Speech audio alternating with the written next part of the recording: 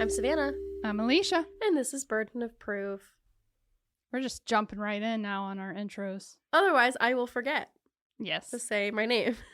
And then That's Elysia true. will look at me and be like, you're forgetting something. Yeah, that's true. 9 times out of 10 that happens. True. 10 times out of 10 it happens.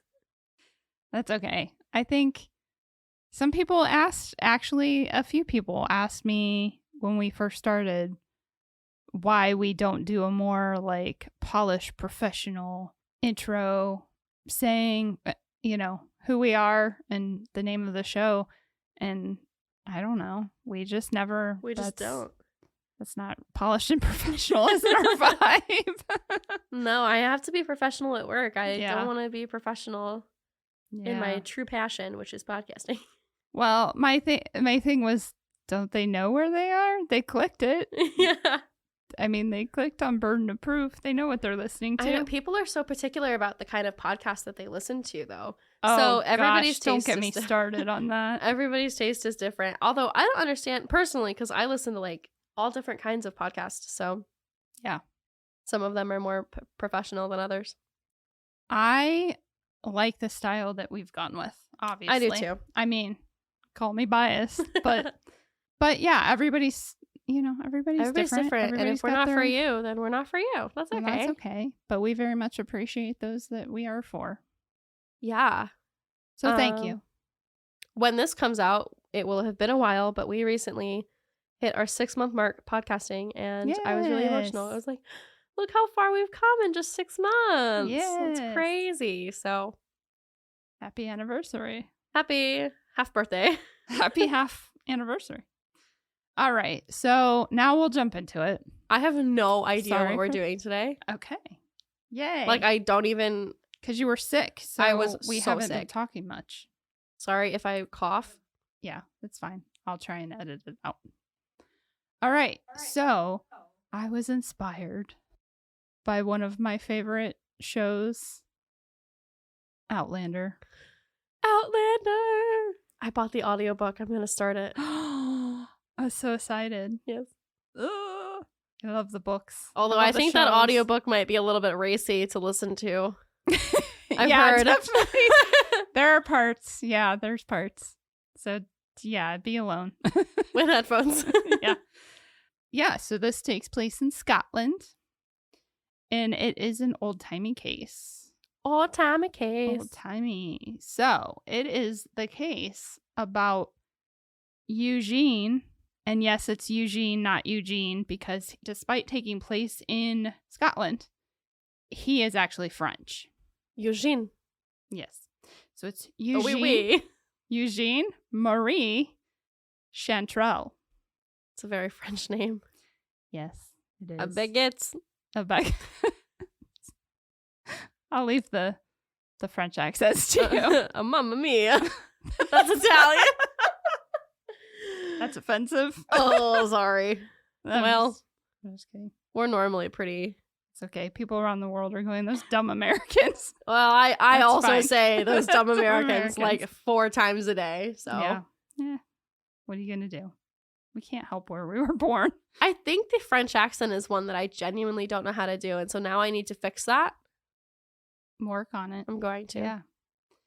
All right. So Eugene Marie Chantrelle was a Nantes, I believe is how it's pronounced. Okay. France native, born in 1834. His family had some standing in society as his father was a ship owner and therefore could afford to provide Eugene with a good education. His primary education was followed by enrollment in the Nantes Medical School. He was well on track for a career in medicine, having won commendations from his teachers when he was forced to leave school. Oh. His father had lost everything. Oh, no. It was during the French Revolution of 1848, and he could no longer fund Eugene's education. Forced to rely upon his own finances, Eugene could not afford the program, but he did attempt other medical classes in Strasbourg and Paris, of which he also neglected to complete. So, Perry. According to Eugene, he had quote, adopted an aimless and unsettled mod of life. Okay, my man's just vibing. If he was around today, he'd live in a van. Down by the river. No, just traveling. It's really popular these days, That's van an life. old SNL sketch. Oh. It was Chris Farley. He was a motivational speaker, but he was homeless and he lived in a van down by the river. And that was pretty much all his motivational speeches were like, if you do this, you'll end up living in a van down by the river. Yeah. Okay. All right. So in 1851, at just 17, Eugene fought against the Napoleonic Party. But when Napoleon won and was crowned emperor, Eugene was no longer comfortable living in France. Okay. Can't imagine why. So he sailed to America, but it's not known exactly where he went or what he did until 1862 when he left for England. I knew what my man was doing. He was vibing. He's vibing. He was vibing. He vibes a lot. I'll tell you that. So settling first in Newcastle, Leicester. I always want to pronounce that wrong, but they pronounce it Leicester. But it looks like Leicester or something like that, you know? Yeah. But it's Newcastle, Leicester. He spent his time teaching French. He made his way to Edinburgh in 1866, where he quickly made professional connections and was offered much more profitable invitations to teach both French and German. His reputation grew as he provided the schools and his writings on the French language, which many began using as textbooks. So, seems like he got himself together. Yeah, things are going well for Eugene. One of Eugene's teaching positions was at Newington Academy, a private primary school. It appears that Newington, it's still in existence, I believe, if I found the right school online. It was an all-girls school, which is a bit disconcerting, as we'll find that Eugene seems to have a taste for the young ladies. Oh, no. And it was there that he met the young Elizabeth Cullen Dyer, a 15-year-old student who quickly fell for his seductions. Cullen, any relation to Edward? I don't think Edward is Scottish, is he? No, but he is a vampire, so he could have totally been there. Oh, maybe. He was alive, so I don't know. I'm gonna guess no relation. I'm guessing on her mother's side, since Cullen is kind of used as her middle name. Dyer is her. There were no female name. Cullens. Move on. We're good. Okay. Sorry. That was funny to me. All right. Their relationship didn't take long to reach a scandalous level of intimacy. And by the time hold on. She's 15. Any relationship is scandalous. Exactly. Well, yeah. What? I got nothing. Because by the time she was 16, Elizabeth was pregnant. Oh my God. Okay. And the two married rather unenthusiastically. Like, I don't think either one of them really wanted to get married. Ugh. Okay, moving on. Mm-hmm. That's gross. Eugene never appeared to truly love Elizabeth, but his treatment of her grew more and more abusive. Their first child was born just 2 months after the wedding, and his bitterness was already setting in. As his drinking habits grew, so did his disdain for Elizabeth. She went on to endure his torment of verbal and physical abuse, as well as living in constant fear of his threats to kill her. He at one point threatened her with a loaded gun, but most often, he made threats of poisoning her while smugly claiming he could do so without the drug being detected in her system. That's so unfair because the whole time she was being taken advantage of. Like, it's not like her choices led her there. She was 15. There was a power dynamic. It was abuse from the get-go. Mm-hmm. That's so unfair. Yes. Adding insult to injury, he apparently also neglected to lose his taste for younger women. Elizabeth consulted with an attorney about divorcing her husband on grounds of unfaithfulness. But when told about the public exposure this would cause her and their family, she chose to stay for the sake of their 4 children. Not surprisingly, Eugene did not restrict his alcoholism and impulsive life choices to his personal life. Attendance of his classes began to dwindle as his professionalism declined, leaving him in financial straits. So he quit drinking, got his crap together, and stopped being a douche canoe to his wife. Yay! End of the story. Woo! Yeah, no. Just kidding. Instead, he purchased a 1,000 pound life insurance policy on the 25-year-old Elizabeth in October of 1877. Did you say douche canoe? Yeah. I like that. Okay, so the most interesting thing about this life insurance policy is that it was written to only take effect in the case of her death being caused by an accident. Okay, there are quite a few of them that are written that way. It, of course, was found out after her death that Eugene had been very determined to find out exactly what constituted accidental death when purchasing the policy. But it was also purchased despite Elizabeth explicitly being against it. Elizabeth told her mother that her, quote, life would soon come to an end now that it has been insured. Oh, yeah, no, she knew she knew. Yes. That's horrible. So that was in October of 1877.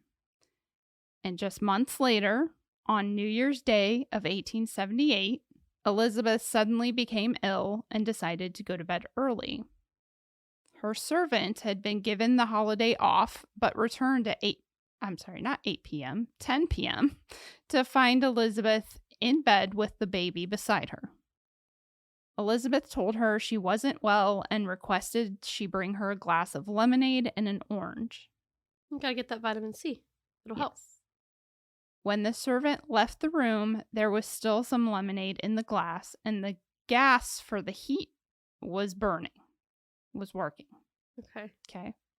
The servant stated that she heard nothing more through the night except the eldest Chantrelle child shushing the baby, which made her assume that they had moved the baby to the second bedroom where Eugene and the other children slept to allow Elizabeth to rest. Yeah. When the servant woke the next morning, she heard loud moaning coming from Elizabeth's room. And no, not the good kind. Oh my gosh. Okay, sorry, that's just very unlike you. That's totally something I would say.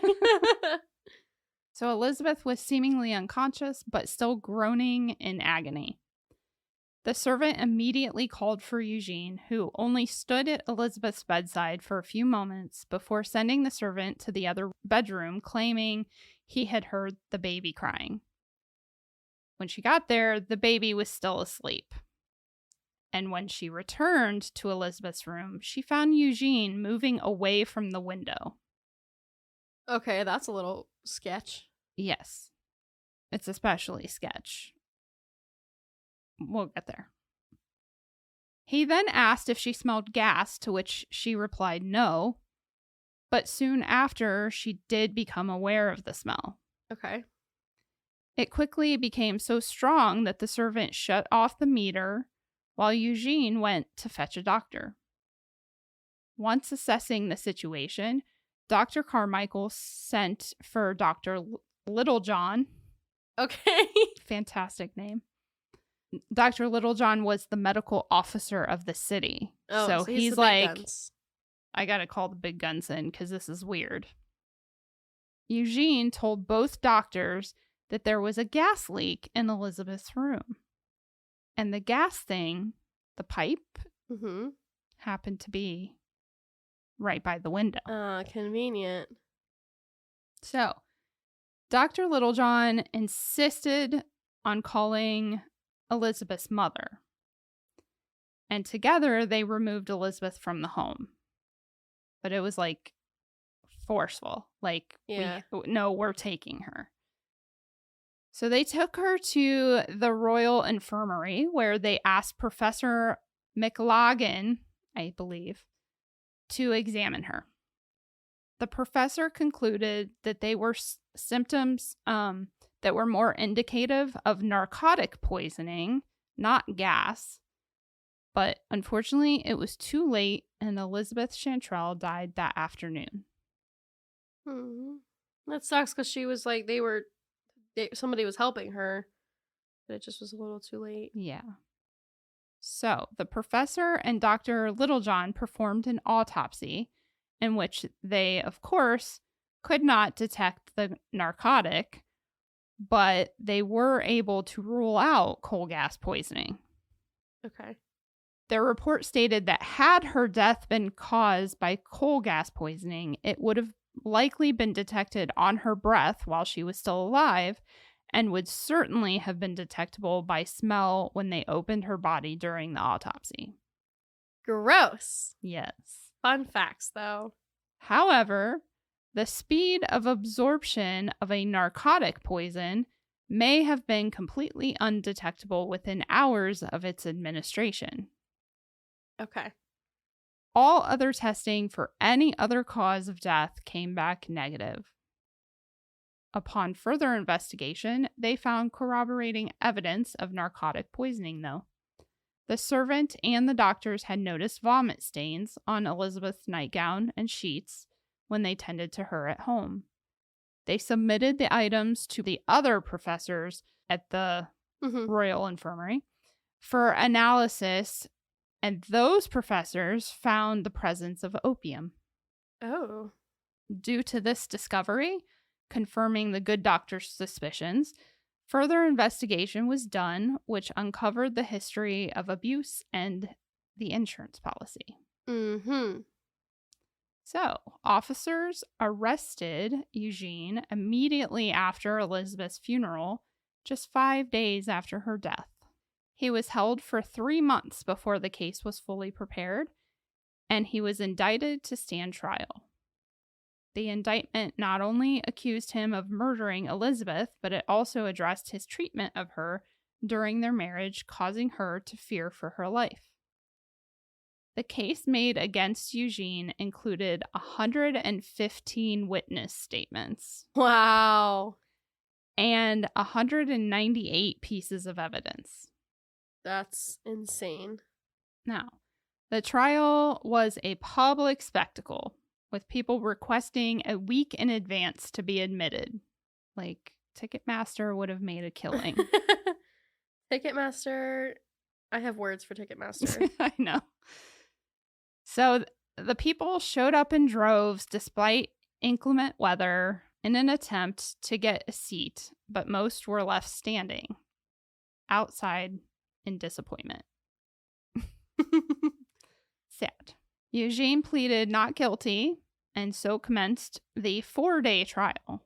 That's it. 4 days for all that evidence and witness statements. Wow. Isn't That's that really crazy? quick. They probably just all lined up and stood up and said, yeah, no, he's a douche canoe. The prosecution held that Eugene caused Elizabeth's death with evidence showing that opium poisoning was the cause, and Elizabeth showed no signs of depression or being suicidal. Yeah. They contended that though the evidence of how the drug was administered was circumstantial, Eugene was found to have opium in his possession and had knowledge of its uses and effects. Okay. And he told her on multiple occasions, I was going to say, I'm going to poison you with something that's undetectable. They also argued that his attempt to create the impression that she died from coal gas poisoning and his proclamation of innocence before he was ever accused. Just like, I didn't do it. Leave that with you for a moment. Nobody Yes. said you did.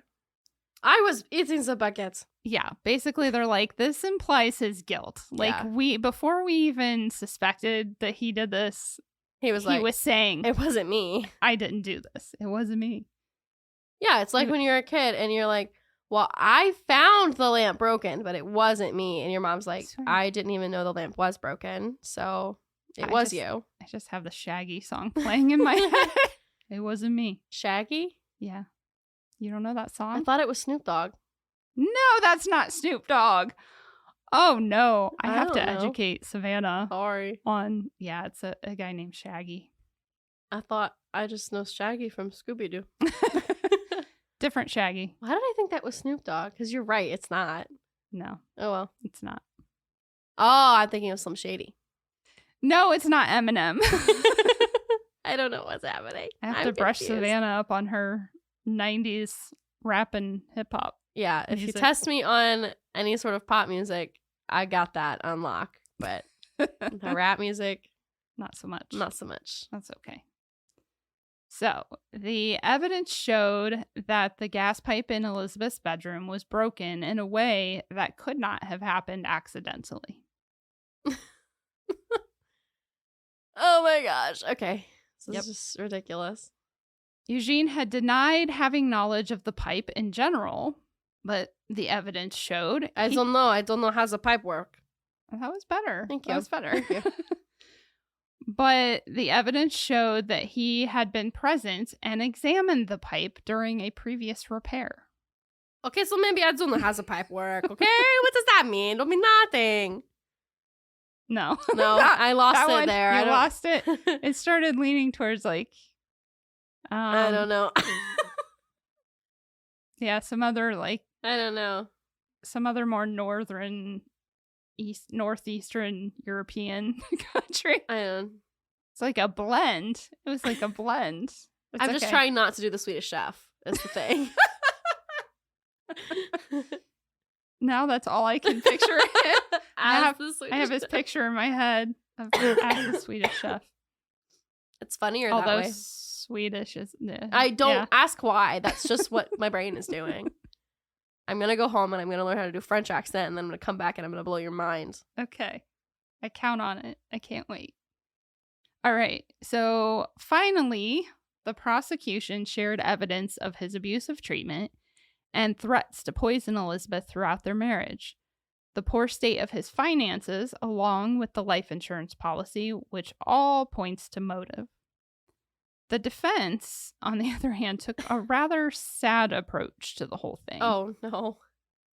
Rather than argue potential alternatives to the cause of death or who is responsible, he simply argued each of the prosecution's points with denial, and then proceeded to claim that Elizabeth's symptoms aligned more with those of coal gas poisoning rather than opium poisoning. That's it. So basically, like, You'll say he knows the pipe. I say he don't know the pipe. yeah, it was kind of just a bunch of gaslighting. Like, no, No. that's not what happened. I mean, but he didn't really have any other options, I guess. Not much.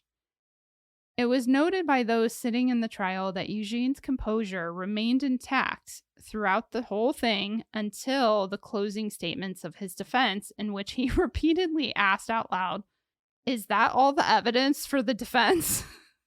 Like, That's all you have? I'm going to jail. unfortunately for Eugene, that was all his defense team had. So I guess the baguette's in jail. And with that, the trial was concluded. After only an hour and 10 minutes of deliberation, the jury found Eugene guilty, to which he maintained his composure, and only the color leaving his face indicated how he felt about it. Oh, shit. That was until the justice's sentencing. Can't say that properly. Upon the justice's announcement of the death penalty, Eugene broke out into a very animated profession, insisting that the evidence neglected to prove whether Elizabeth had taken the opium herself or if someone had given it to her. Then that a person had rubbed it into her nightgown and bedding to incriminate him. In doing this, he basically confirmed that the prosecution's assertion was right all along. That she was given opium poisoning. Yes. And not coal gas poisoning. Yes. Oh, honey. He just threw his entire defense. Yeah, out the window. Yeah. So. Oh, you stupid, stupid man. Yeah. That wasn't even close. Oh, no. No. but that's okay. As officers escorted him out of the courtroom, Eugene became faint. He quickly recovered once stimulated. He's so dramatic. Yeah. He quickly recovered, though, and he continued his assertion of being set up to anyone who would listen. When asked who would have done so, he replied, quote, I cannot tell that. I know that's not a good accent. I cannot tell that. I know. I can only semi-do it if I think of Lumiere from the Beauty and the Beast. Oh, I need and then to, that's okay. a really not. I It's mean, not, that's I don't overdone. think it's good, yeah. So that's terrible. Okay, so now I cannot tell that. I can't. It's so dead. I'm so dead. So while imprisoned, Eugene remained seemingly indifferent on the surface, but one guard reported him muttering through clenched teeth, quote, "Would that I could but place a fuse in the center of this earth, that I could blow it to pieces, and with it the whole of humanity. Oh, I hate them." So dramatic. Oh, he's so moody. You're such you're so. Oh, you would be on Reddit if this was today. You'd be on Reddit. He, of course, petitioned for a commutation of sentence, asserting that the entire case was circumstantial, being that there was no opium found in Elizabeth's body. So for anybody who may not know what a commutation of sentence is, it's, in this case, being in Scotland, it's basically he sends a petition to what they call a home secretary. That person reviews it, and if they think there's grounds for it, they literally they pass it on to the Queen herself. Oh. Yes. And then she can say, nope. He doesn't get the death penalty. She can override whatever. So it's the same thing as it's just like here you petition to the governor of a state or the president or whatever. So along with his petition was a petition signed by his numerous supporters who claimed that not only was opium not found in her body, but that none of the stains in the bedding said to contain opium were proven to be caused by vomiting. Okay. I don't know what to say. It is what it is. He said it. Support for Eugene had grown as some prominent opponents of capital punishment caught wind of his case and decided that he was the horse they were willing to bet on, so to speak. Can we pick a different horse? I would think you'd want to, but this one's a douche canoe. They held on. The Home Secretary considered the petition, but concluded that there was not sufficient grounds to justify requesting Queen Victoria's intervention. She's a busy lady. Yeah. Now, in case y'all weren't already disgusted enough by this man. Oh, I'm scared. I thought I'd throw in this lovely tidbit. Throughout his weeks in prison, Eugene was visited by a priest and then a Protestant reverend in an attempt to guide him into repentance. Much like his attitude at trial, he was at best indifferent and at times callous towards their attempts. That is, until the evening before he was to be executed. It was only then that he reportedly opened up to the reverend in which, quote, he confessed that he had lived a life full of wickedness, but that there had never ceased to be a working of conscience against his misdeeds. He had, moreover, often entertained atheistic opinions and repudiated religion, but now, at the last hour, he was glad to go back with full penitence to the simple faith of his boyhood. I don't want to comment. That's so... He just said, I don't have a conscience. I just do what I want to do.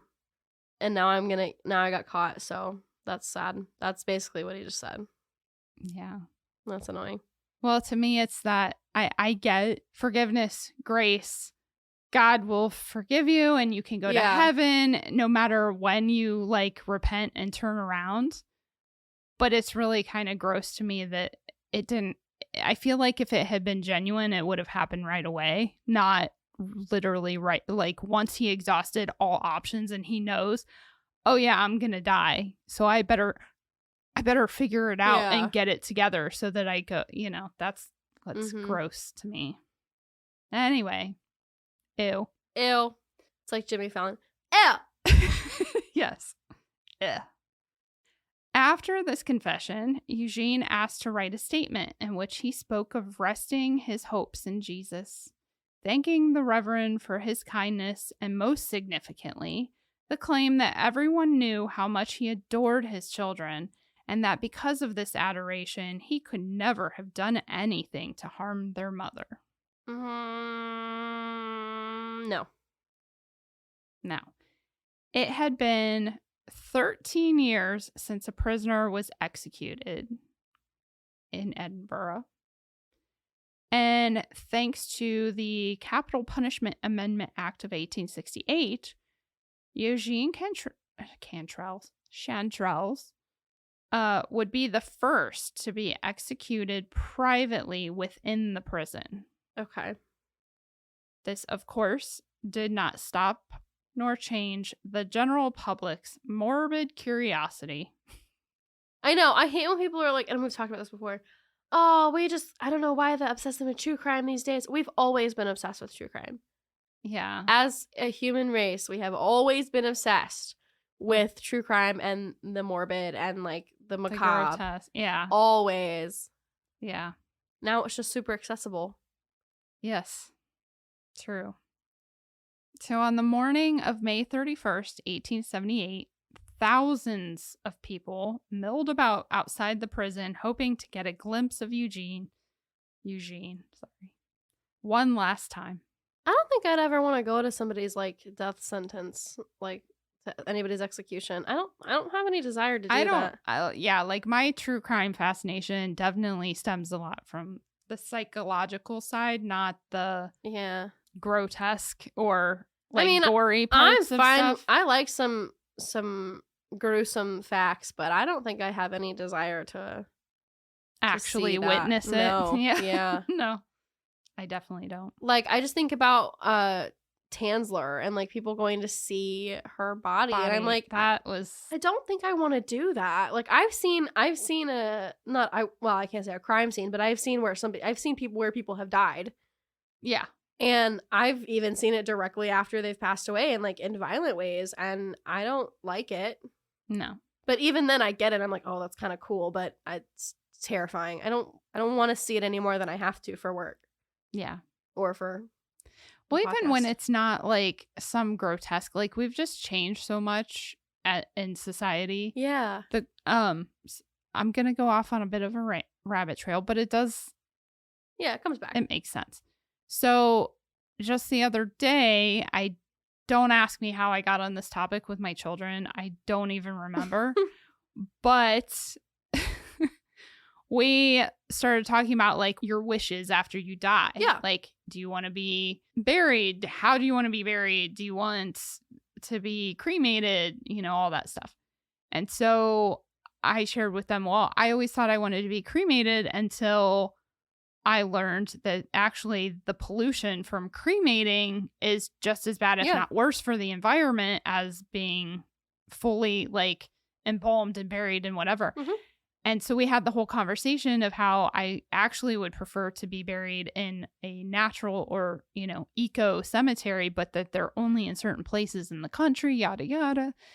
And they asked me, well, why do they put all those chemicals and embalm people, And I explained that to my knowledge and recollection, it's because people used to be on display for days at a time. Like literally people would keep their body like in their house and like, and I explained that, and the look of like weird horror on their face was like, why would you ever do that? Have your children ever been to an open casket funeral? No, they haven't. And I've only been to one, but I remember the warning that my mom gave me before we go in. Yeah. And I remember being like, We're doing what? Yeah.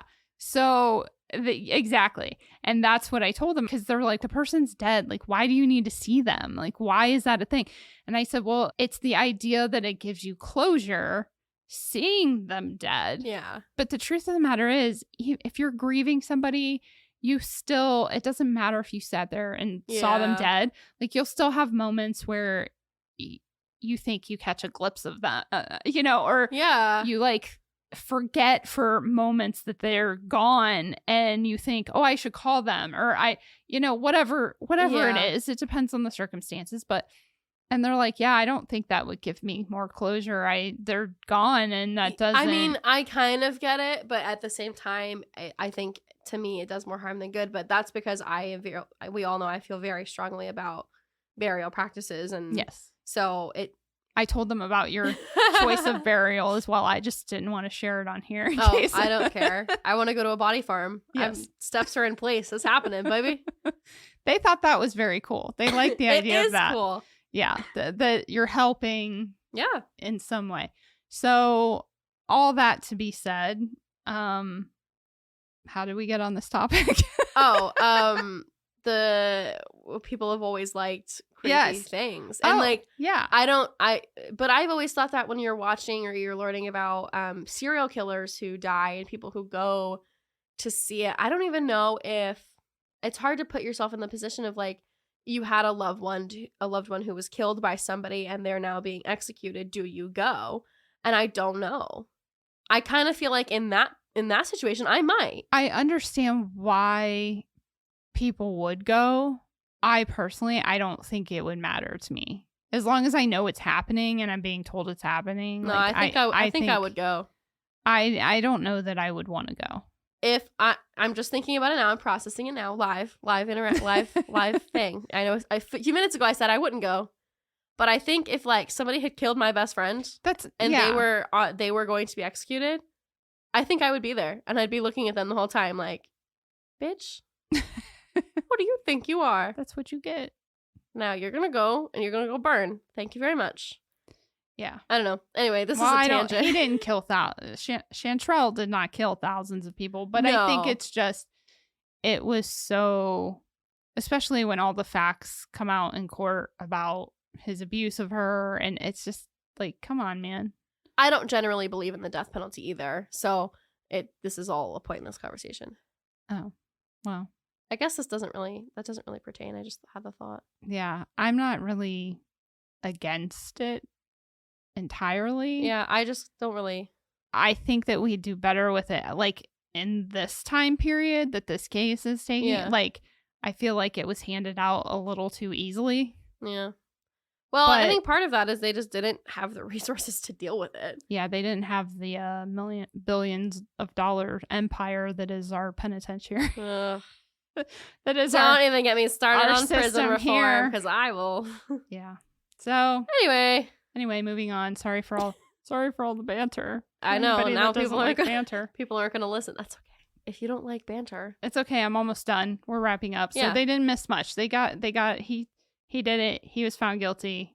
Skip like 3 minutes. You're fine. Predominantly based on circumstantial evidence, but back in those days, like, that's all you had. There wasn't that much forensics that they could do. I mean, if it walks like a duck and it talks like a duck. Yes. It's a duck. It's Donald Trump. Completely threw me off guard. That's like actually what I'm coughing like. I'm having to like really try not to have this coughing fit. Sorry. If it walks like a duck and it talks like a duck, it's Donald Trump. Oh my gosh. Okay. I'm done. Sorry. So after a service with the good reverend and the prison chaplain, Eugene was escorted by procession to the west side of the prison, which had been adapted with a platform that would give way to an 8-foot drop. They had a death parade. Basically. Eugene took his place under the rope, and as the reverend recited the Lord's Prayer, they placed the rope on him, and within just a minute of entering the room, he disappeared from view to a quick death. His body was then held temporarily to take a plaster cast of his head for scientific purposes. before What? being buried within the prison grounds. Okay. Hold on. Okay. Okay, so I have a lot of questions. Number 1. He was hanged?